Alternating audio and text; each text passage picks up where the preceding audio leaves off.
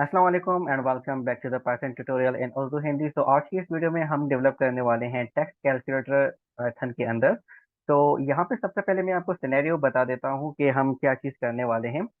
For example आप restaurant जाते हैं और वहाँ पे आपने कुछ अमाउंट का जो है वो फूड वहाँ पे लिया, और उसके बाद मुझे यहाँ पे क्या करना है, एक परसेंटेज जो कि टैक्स की होगी वो उस टोटल अमाउंट बिल में ऐड करनी है। लेट्स से कि आपने जो है 100 रुपीज़ का जो है वो 100 रुपीज़ की आपने प्राइस खाई, और इस पे जो है मुझे जो जीएसटी लगाना है वो लगाना है 20%।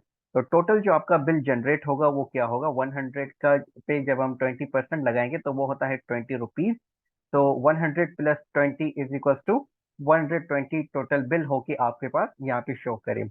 इस चीज को डायनामिक बनाने के लिए हम सिंपली यहाँ पे क्या करते हैं, एक वेरिएबल बना रहा हूँ मैं टोटल बिल के नाम से, और ये मैं इनपुट लूंगा यूजर से, और उसके लिए मैं यहाँ पे लिख रहा हूँ एंटी। लिखने का जो मेन पर्पज है वो ये है कि स्ट्रिंग वैल्यू को इंटीजर में कन्वर्ट करना।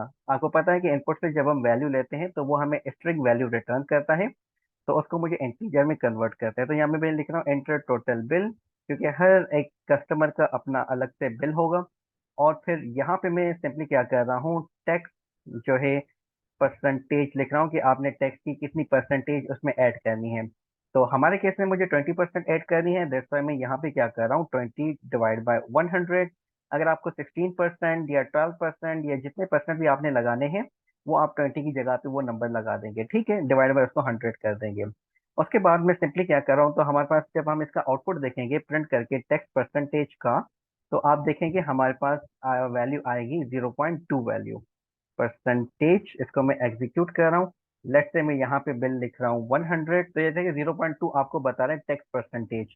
अब सिंपली ये तो हमारे पास परसेंटेज आ गई है, अब मुझे इसकी अमाउंट भी निकालनी है कि 20% कितना होगा।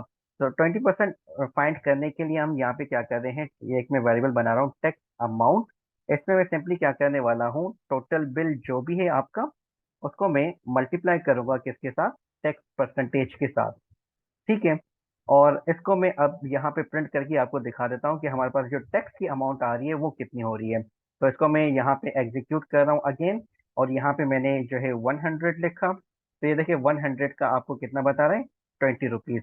लेट्स से कि मैं इसको अगेन एग्जीक्यूट कर रहा हूँ और टोटल बिल में यहाँ पे 500 लिख रहा हूँ, तो ये मुझे बता रहा है कि 500 पे 500 का जो 20% होगा वो 100 होगा। लेट्स से अगेन यहाँ पे मैं लिख रहा हूँ 720 रुपीज, तो ये मुझे बता रहा है कि 720 रुपीज का जो 20% होगा वो 144 रुपीज होगा। अब जो फाइनल आउटपुट मुझे दिखाना है उसमें मुझे क्या करना है कि ये 720 प्लस 144 दोनों मिला के जो एक्चुअल अमाउंट होगी वो मुझे दिखानी है। तो यहाँ पे मैं आके एक वेरिएबल बना रहा हूँ टोटल अमाउंट के लिए। उसके लिए आई होप कि आपको अंडरस्टैंड हो गया होगा कि हमें यहाँ पे क्या करना है। इट इज वेरी ऑब्वियस कि मैं टोटल बिल में ऐड करने वाला हूँ क्या, टैक्स का अमाउंट। तो यहाँ पे मैं प्लस करके टैक्स अमाउंट कर दूंगा, और यहाँ पे मैं जो है सिंपली प्रिंट करवा रहा हूँ टोटल अमाउंट।